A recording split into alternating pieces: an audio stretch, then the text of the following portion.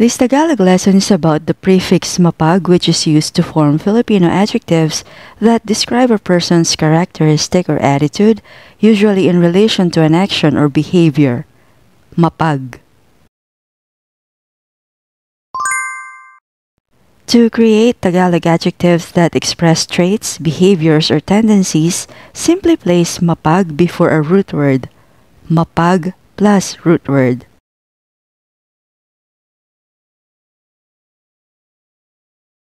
Here's our first adjective, mapagbigay, which is comprised of the prefix mapag and the root word bigay, which translates to give, a gift, or something given. So mapagbigay means generous or inclined to give. Mapagbigay.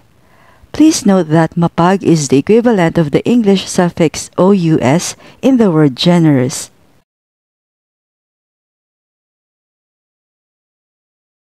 Our next Filipino adjective is mapagbiro. The root word biro means joke. Mapagbiro describes someone who is fond of making jokes or pranks. It can also mean playful. Here, the prefix mapag functions like the English suffix ful in the word playful. Mapagbiro.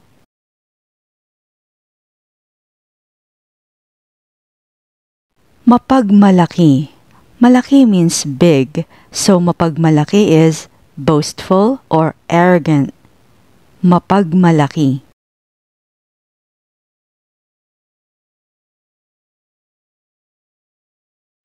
Mapagmataas. Mataas is high, so mapagmataas means arrogant or someone who is so full of himself. Mapagmataas.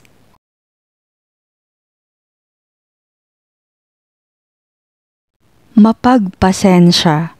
Pasensya means patience, so the Tagalog adjective mapagpasensya is used to describe someone who is patient or able to endure. Mapagpasensya.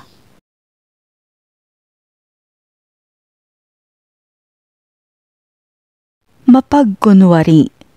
Kunwari means false or make-believe. So mapagkunwari means hypocritical or pretending to be something one is not. Mapagkunwari.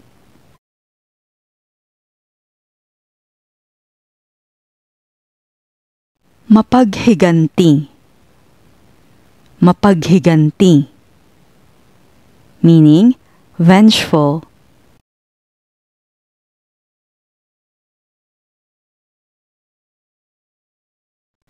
Mapagmahal. Mapagmahal. Loving or affectionate.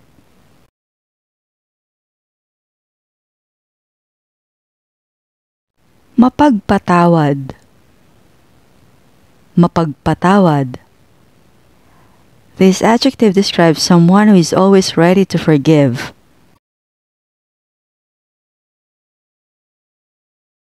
Mapagpakumbaba. Mapagpakumbaba. Humble or modest.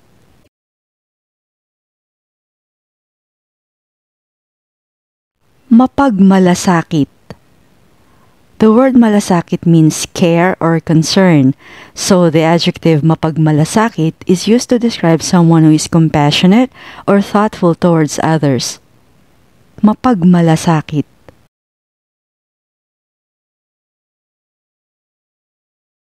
Mapagpanggap. Mapagpanggap. Pretentious.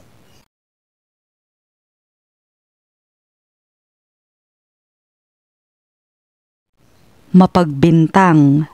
The Tagalog noun bintang means accusation, so mapagbintang means accusatory. Mapagbintang.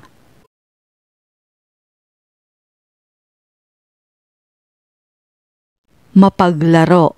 Laro is game or play, so the adjective mapaglaro means fond of playing or joking. It also means playful. Mapaglaro.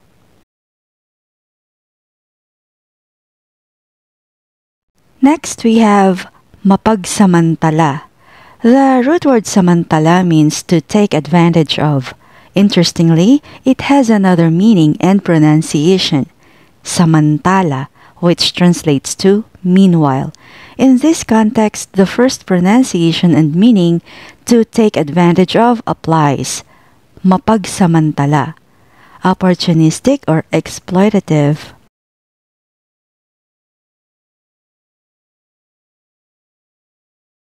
Mapagpasalamat, mapagpasalamat. Grateful,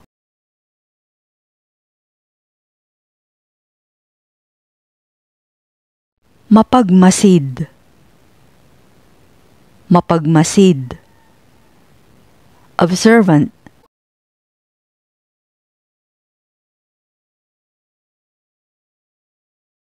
mapagmatsyag, mapagmatsyag. Observant, watchful, or vigilant.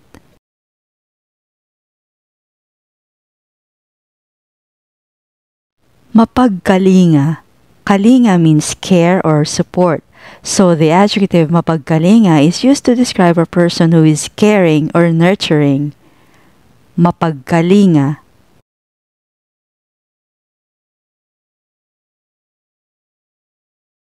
Mapagkakatiwalaan. The root word in this adjective is tiwala, which means trust.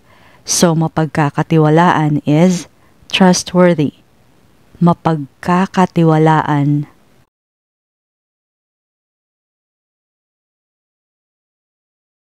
Mapaghinala. Hinala is suspicion. So mapaghinala means suspicious or skeptical. Mapaghinala.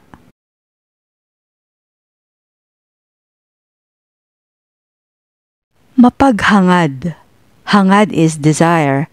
So mapaghangad means selfishly ambitious or covetous.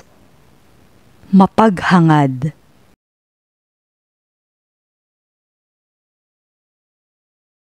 Mapagmalabis.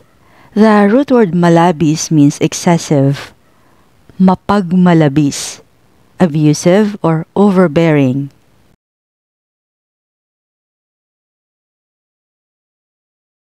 Mapagtimpi.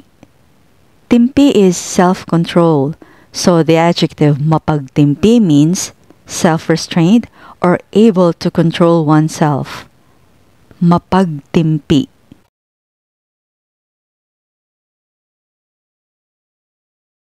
Mapagpaubaya. Mapagpaubaya, meaning tolerant or yielding.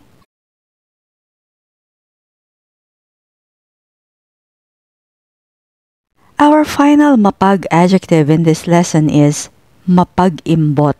The root word imbot is quite formal and isn't commonly used in daily conversations. However, you'll often encounter it in written or formal Tagalog texts. Imbot refers to greed, particularly for material things or power. So, mapag-imbot means greedy or covetous.